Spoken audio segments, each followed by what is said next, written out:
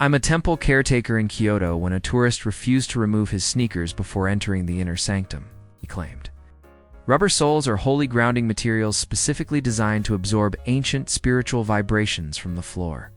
I mentioned the wooden floor's age, but he insisted the U.S. Constitution protects his right to wear footwear in houses of worship worldwide. He eventually toured the sanctuary while balancing on his heels to minimize what he called sacred friction. My brother manages a rug stall in Marrakesh, where a visitor tried to pay for a silk tapestry using a pile of expired grocery coupons. Shouted, "The global economy is backed by consumer loyalty points, which have universal intrinsic value." My brother explained, "We only accept cash." Yet the man argued that discount vouchers are the true currency of freedom. He left feeling cheated by the market's lack of fiscal innovation and general economic awareness. My uncle owns a hardware store in Munich, where a customer demanded a power drill during the Sunday quiet hours. He complained, "Enforced resting days are a violation of the second law of thermodynamics regarding constant industrial momentum." Uncle pointed at the closed sign, but the man claimed George Washington invented the 24-hour work cycle to outpace European leisure. He stood outside for an hour, attempting to manifest the door open through pure American grit. I'm a lifeguard at a geothermal pool in Iceland, where a man refused to shower before entering the water. He argued, chlorine is a sentient chemical that recognizes American skin pH levels and self-activates upon contact.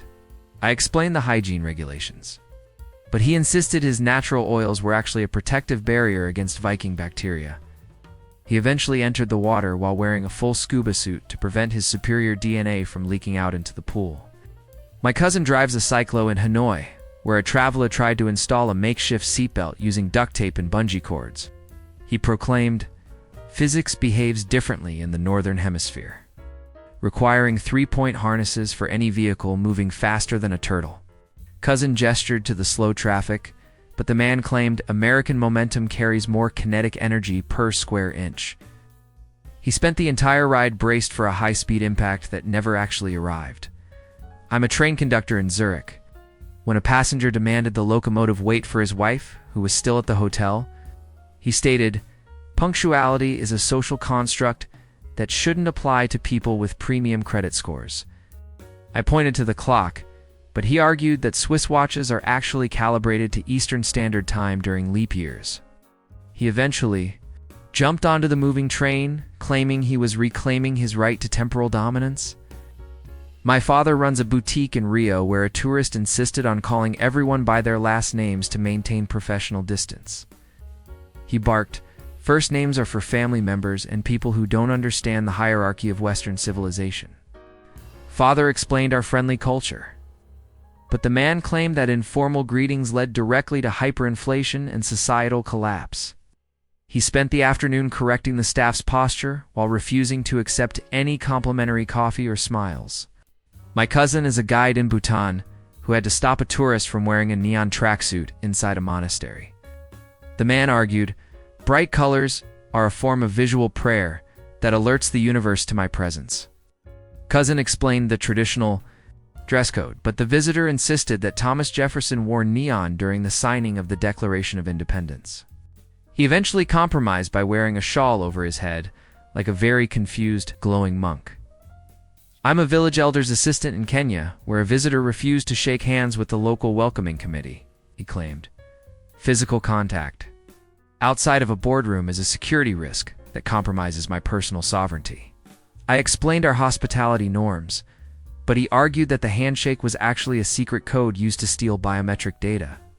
He spent the entire ceremony standing in a self-imposed safety circle drawn in the dirt with a hiking stick. My brother works at a tea house in Istanbul, where a traveler tried to order tea in a giant plastic bucket. He yelled, "Small tulip glasses are a plot by the glassware industry to keep tourists perpetually thirsty." My brother explained the tradition, but the man claimed that the Ottoman Empire actually collapsed because they didn't have 32-ounce servings. He ended up pouring 6 small glasses into his personal thermos while muttering about beverage oppression. My uncle operates a public sauna in Helsinki where a tourist insisted on wearing a full winter parka inside the heat. He stated, "Sweating is a sign of weakness that can be bypassed by wearing heavy layers to confuse the pores. Uncle warned him about heat stroke, but the man claimed that American sweat is actually a liquid form of pure productivity. He lasted exactly 4 minutes before stumbling out and claiming the sauna was set to European amateur mode. A perfume merchant in Muscat when a customer tried to fix our frankincense by spraying it with canned air freshener. He argued ancient scents are too heavy for modern lungs and require a synthetic top note for balance. I explained the history of the resin, but he insisted that the three wise men actually carried aerosol cans. He eventually left after, trying to sell me a subscription for a scent that smelled like new car in lavender. My brother manages a museum queue in Lima, where a visitor tried to cut the line by claiming he was royalty by proxy. Stated my ancestors owned a dry cleaning business in Delaware, which grants me diplomatic immunity from waiting. My brother pointed to the back, but the man argued that time moves faster for Americans because of the rotation of the earth. He spent the next hour explaining the velocity of freedom to anyone who would listen. I'm a park ranger in Thailand when a tourist sat on a Buddha statue to tie his shoes. He claimed stone statues are the original ergonomic benches designed for weary travelers from the West. I explained why feet shouldn't point toward the sacred. But he argued that gravity is non-denominational and his boots were vessel neutral. He eventually moved, but insisted on leaving a business card on the statue's lap for future consulting opportunities. My cousin is a doorman in Krakow, where a traveler refused to shake hands across a threshold. He shouted, "Doorways are neutral zones protected by international maritime law, and physical contact breaks the treaty." Cousin explained the local superstition, but the man insisted that shaking hands indoors is a socialist plot to share heat.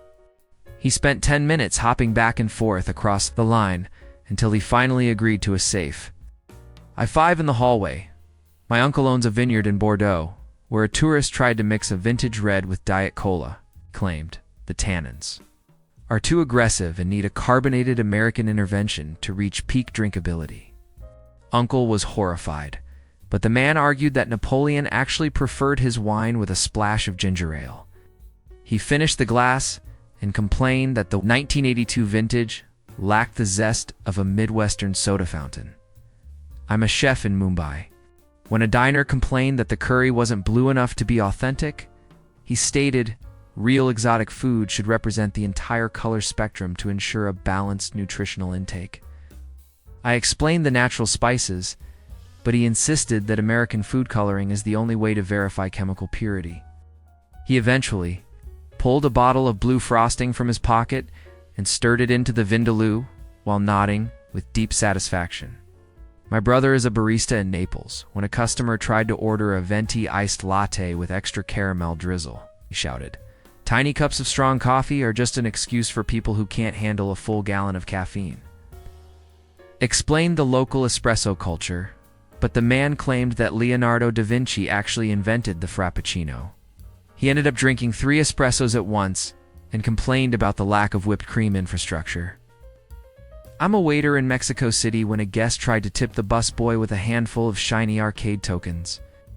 He argued, these coins represent a future economy based on gaming credits, which will soon replace the peso.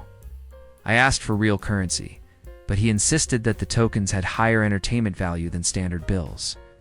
He eventually paid the bill but left a 1-star review written on a napkin using a piece of chewed gum. My cousin runs a dim some cart in Guangzhou where a tourist tried to use his own silver fork. He proclaimed, chopsticks are a rudimentary technology that slows down the ingestion of vital calories. Cousin explained the traditional method, but the man claimed that Benjamin Franklin actually invented the fork to save the world from manual labor during dinner. He spent the meal stabbing individual dumplings and looking disappointed when the soup leaked out of them. My brother manages Taverna in Crete, where a visitor complained that the portions were too small for a growing democracy. He yelled, "A salad should be the size of a hubcap if you want to properly represent the Mediterranean diet." My brother explained the concept of sharing plates, but the man argued that individual ownership of appetizers is the cornerstone of Western liberty. He ordered 5 salads and stacked them into a produce tower for his Instagram followers. I'm a sushi apprentice in Osaka when a customer tried to microwave his sashimi to kill the ocean vibes. Stated raw fish is just a lack of commitment to the culinary process of fire and heat. I explained the freshness of the tuna, but he insisted that the U.S. Department of Health requires all food to be glow-in-the-dark hot. He eventually left when I refused to put the otoro in the toaster oven he brought from his hotel. My father owns a tapas bar in Seville where a tourist demanded his dinner be served at 5 in the afternoon. He barked. Waiting until midnight to eat is a conspiracy by the lighting industry to sell more light bulbs. Father explained the siesta schedule, but the man claimed that the Spanish sun actually sets earlier for people with American passports.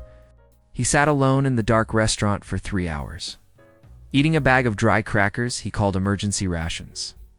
My cousin is a server in Addis Ababa where a diner tried to cut the injera bread with a steak knife. He claimed using your hands to eat is a regression into pre-industrial habits that stunts intellectual growth. Cousin explained the communal eating style, but the man insisted that napkins are the only acceptable interface between humans and starch.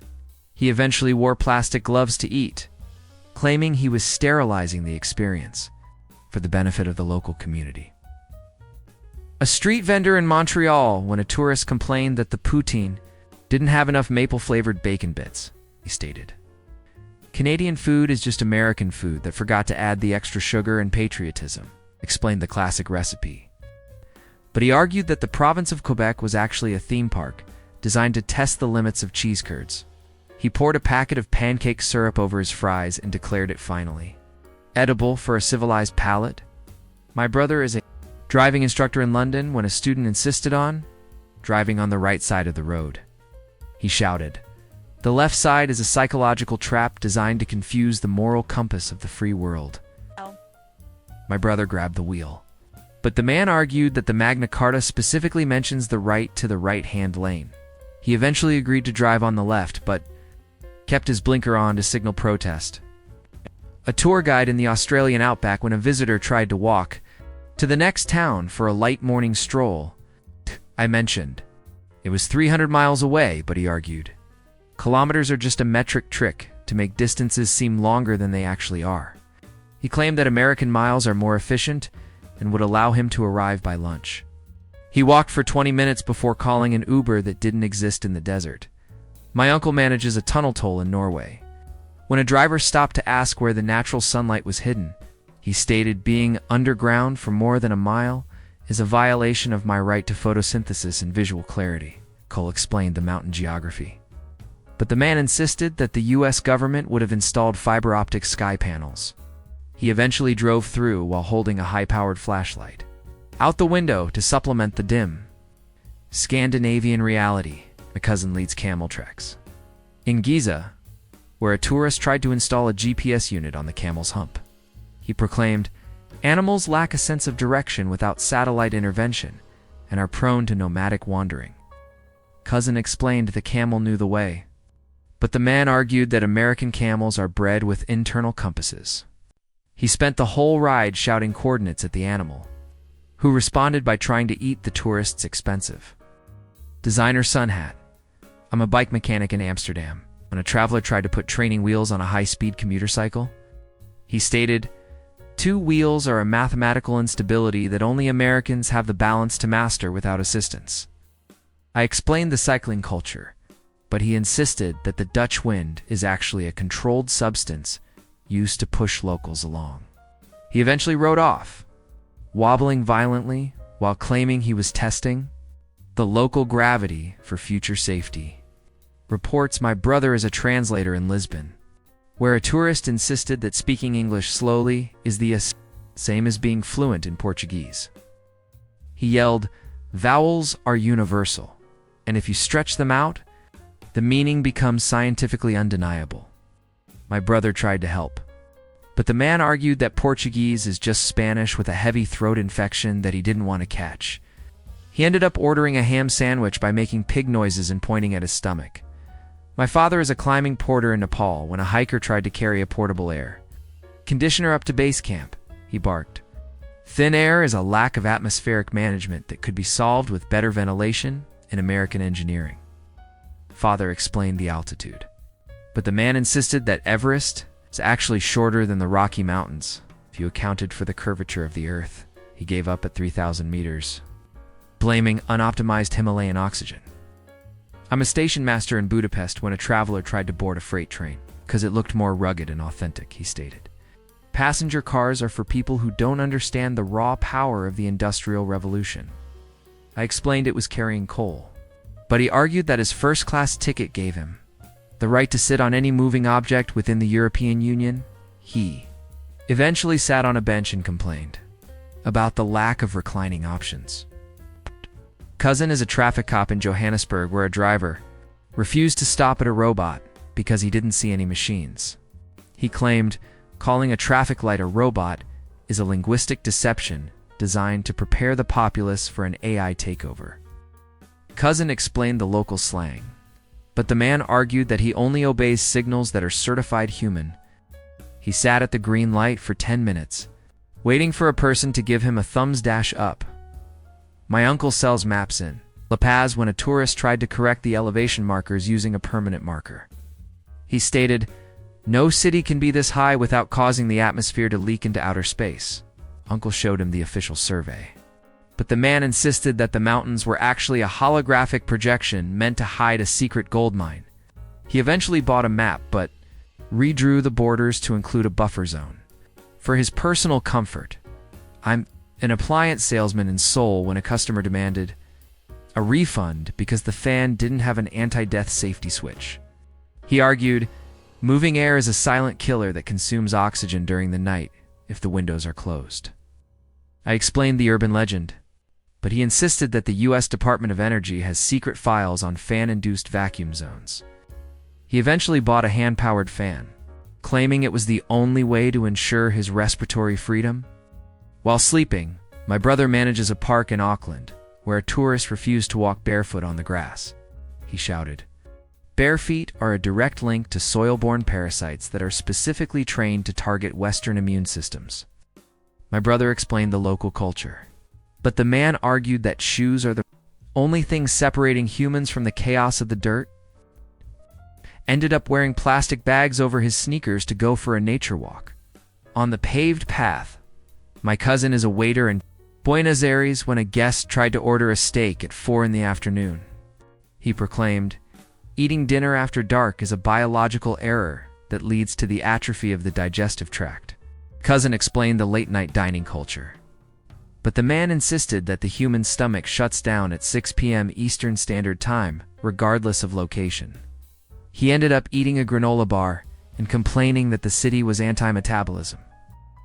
I'm a nursery teacher in Copenhagen, where a visitor tried to rescue a stroller left outside a cafe. He stated, "Leaving a baby in the cold is a violation of the thermodynamics of parenting and general common sense." I explained the local custom of outdoor napping, but he argued that Danish babies were being cryogenically frozen for future labor markets. He stood guard over the stroller for an hour, shouting, "Stay warm, little patriot." At the sleeping infant, my brother is a guide in Mongolia, where a traveler tried to find a Wi-Fi signal in the middle of the Gobi Desert. He yelled, "The lack of internet in a desert is a deliberate attempt to suppress my right to live tweet the sunrise." My brother pointed at the horizon, but the man argued that Genghis Khan would have wanted the nomadic tribes to have high-speed fiber optics. He eventually climbed a sand dune and held his phone up, hoping to catch a signal from a Freedom satellite. It is truly fascinating how some travelers carry their entire worldview in their luggage, refusing to unpack it, even when faced with the vibrant reality of a new culture. This unwavering confidence in one's own norms, even when they are hilariously misplaced, creates the very stories that remind us why cultural exchange is so vital. We learn the most when we allow ourselves to be a little bit irrelevant in a big, beautiful world. If these tales of cultural confusion gave you a laugh, make sure to hit that like button and subscribe for more global adventures. Which of these stories reminded you of your own travel mishaps? Let me know in the comments below.